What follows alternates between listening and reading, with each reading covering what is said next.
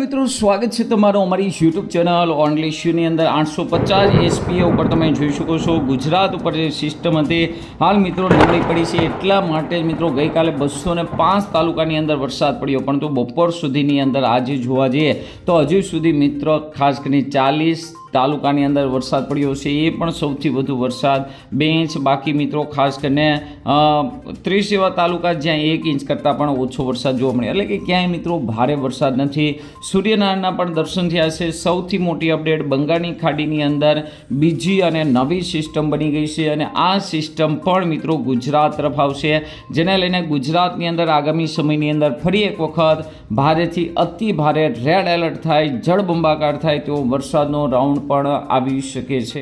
જોઈ શકો છો બપોરે 12 વાગ્યાની અપડેટ છે અને બપોરના 12 વાગ્યાની અપડેટ પ્રમાણે તમે જોઈ શકો છો ઉત્તર ગુજરાતની અંદર થોડા ઘાટા વાદળો જોવા મળી રહ્યા છે. આ સિવાય પાટણમાં, સુરેન્દ્રનગર, મોરબીની અંદર કેટલાક ઘાટા વાદળો જોવા મળ્યા છે. બાકી સમગ્ર ગુજરાતની અંદર ક્યારેક તડકો, ક્યારેક મિત્રો ખાસ કરીને વાદળછાયું વાતાવરણ, આવી રીતે સમગ્ર ગુજરાતની અંદર હાલ મિત્રો પરિસ્થિતિ જોવા મળી રહી છે. વહેલી સવારથી 6 વાગ્યાની અપડેટ પ્રમાણે તમે જોઈ શકો છો બંગાળની ખાડીની અંદર કઈ રીતે વાવાઝોડું આકાર લઈ રહ્યું છે અને ખાસ કરીને ગુજરાતની ઉપર જે સ્થિત છે, જે સિસ્ટમ છે, ધીમે ધીમે મિત્રો નબળી પડી રહી છે. ખાસ કરીને જોવા જઈએ તો વરસાદની ગુજરાતની અંદર તો સારી શરૂઆત થઈ, પરંતુ ખાસ કરીને મધ્ય ભારતની અંદર પણ ઘણા વિસ્તારમાં વરસાદની ઘટ છે. ખાસ કરીને આ જે સિસ્ટમ બનશે બંગાળની ખાડીવાળી નવી સિસ્ટમ, નર્મદા, તાપી, મહી નદીની અંદર પણ ભારે પૂર આવશે કે ગુજરાતની જીવાદોરી સમાન જે નદીઓ છે, મહી નદી છે, નર્મદા નદી છે, તાપી નદી છે, આ નદીની અંદર ભારે પૂર આવતા આની અંદર પણ મિત્રો ખાસ કરીને બંધની અંદર, ડેમોની અંદર ખાસ કરીને પાણી ભરાઈ જશે. તો આજના વિડીયોમાં આપણે મિત્રો વાત કરવાના છીએ કે આ સિસ્ટમ ગુજરાત સુધી ક્યારે પહોંચી જશે અને ગુજરાતની અંદર કયા કયા જિલ્લાની અંદર ભારે વરસાદની આગાહી છે. આગામી 15 દિવસ વરસાદની પણ મિત્રો આપણે આગાહી જોઈ લેવાના છે કે આગામી 15 દિવસ ગુજરાત માટે કેવા રહેશે, તેમજ મિત્રો ખાસ કરીને ખેડૂતો માટે જે સહાય કરવામાં આવી છે, નુકસાની માટેની સહાય, તેને લઈને પણ વાત કરશું. તો આ વિડીયોને અંત સુધી જોજો. તેમજ અમારી યુટ્યુબ ચેનલ ઓનલી ઇશ્યુ પર આપ નવા હો તો ચેનલને સબસ્ક્રાઈબ કરી દેજો, તેમજ મિત્રો આ વિડીયોને લાઈક કરી દેજો. તમે લાઈવ પણ જોઈ શકો છો. ખાસ કરીને સિસ્ટમ છે એ ખાસ કરીને બંગાળમાંથી આગળ વધી અને ગુજરાત તરફ મિત્રો આવી રીતે પ્રયાણ કરવાનું. તો સૌપ્રથમ આપણે સિસ્ટમ વિશે વાત કરવી કે આ સિસ્ટમની અસરને કારણે ગુજરાતમાં ક્યારે વરસાદની શરૂઆત થશે. તો અહીં તમે જોઈ શકો 27-28 તારીખ સુધીની અંદર આ સિસ્ટમ મજબૂત બની અને ત્યાં જ મિત્રો સ્થિત છે. 28 તારીખ સુધીની અંદર આ સિસ્ટમ છે મધ્ય ભારત સુધી પહોંચી શકે છે, એટલે કે વચ્ચેનો જે મધ્ય ભારત છે આ ભારતની અંદર મિત્રો ખાસ કરીને પહોંચી શકે છે. ત્યારબાદ મિત્રો 29 તારીખની અપડેટ જોઈએ તો આ સિસ્ટમ છે એ વધારે આગળ વધી મધ્યપ્રદેશ, ઓડિશા સહિતના વિસ્તારોની અંદર ભારેથી અતિ ભારે વરસાદ મિત્રો આ વચ્ચેના ભાગની અંદર લાવશે. 30 તારીખની વાત કરીએ તો 30 તારીખે આ સિસ્ટમ છે ગુજરાતની અંદર અસર કરશે, એટલે કે ગુજરાતની ઉપર અસર કરવાનું ચાલુ થઈ જશે, જેને લઈને દક્ષિણ ગુજરાતમાં ભારેથી અતિ ભારે વરસાદ પડશે. 21 તારીખ સુધીની અંદર આપણે વાત કરીએ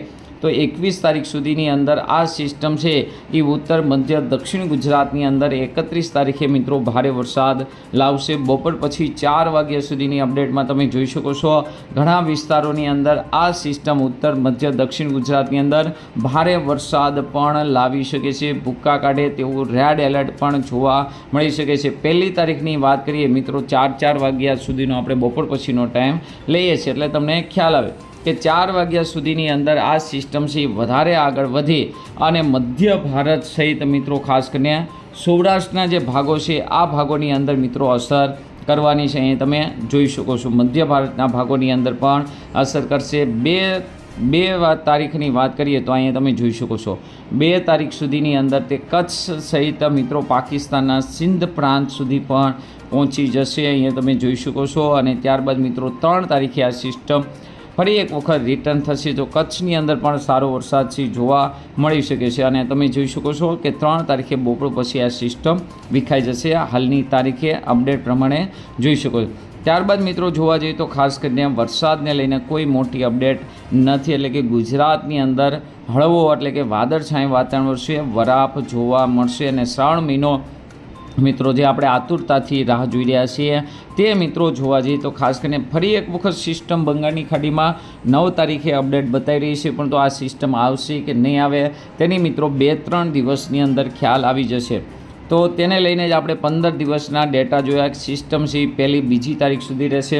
બંગાળની ખાડીની અંદર ફરી એક વખત 7-8 તારીખે વાવાઝોડું બની રહ્યું છે, તો તેની અસર પણ ઉત્તર ગુજરાત કચ્છની અંદર જોવા મળી શકે છે. હવે વાત કરીએ કે ખેડૂતો માટે જે સહાયની વાત મિત્રો કરવામાં આવી રહી છે, આ સહાય છે ખાસ કરીને કોને કોને મળશે અને કેવી રીતે મળશે તેને લઈને જ મિત્રો આજના વિડીયોમાં આપણે વાત કરીએ. તો સૌથી પહેલાં વાત કરીએ કે ખાસ કરીને વલસાડની અંદર જે ભારે નુકસાન 55થી લઈને 60 ઇંચ વરસાદ છે એ પડ્યો, તો આ વિસ્તારોની અંદર ખાસ કરીને પશુપાલકોનો અને ખેતીવાળોનો સર્વે શરૂ થઈ ગયો છે અને સરકારે એક પશુ દીઠ 37,500 રૂપિયાની સહાય પણ જાહેરાત કરી દીધી છે. તો સર્વે ટૂંક સમયમાં જ કરવામાં આવશે.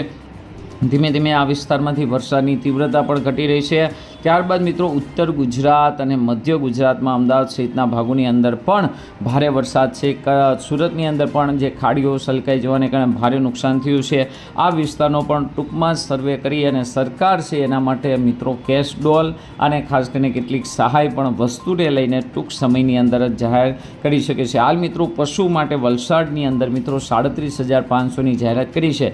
જે માહિતી તમને આપું છું, આ બાબતે તમને મિત્રો ખ્યાલ હોય તો જરૂરથી કોમેન્ટ કરજો, જેથી ગુજરાતના તમામ લોકોને ખ્યાલ આવે કે તમારા વિસ્તારમાં કઈ રીતે સર્વેનું કામગીરી ચાલી રહી છે. તો આજના વિડીયોમાં આટલું જ. અસ્તુ. જય હિન્દ, જય ભારત.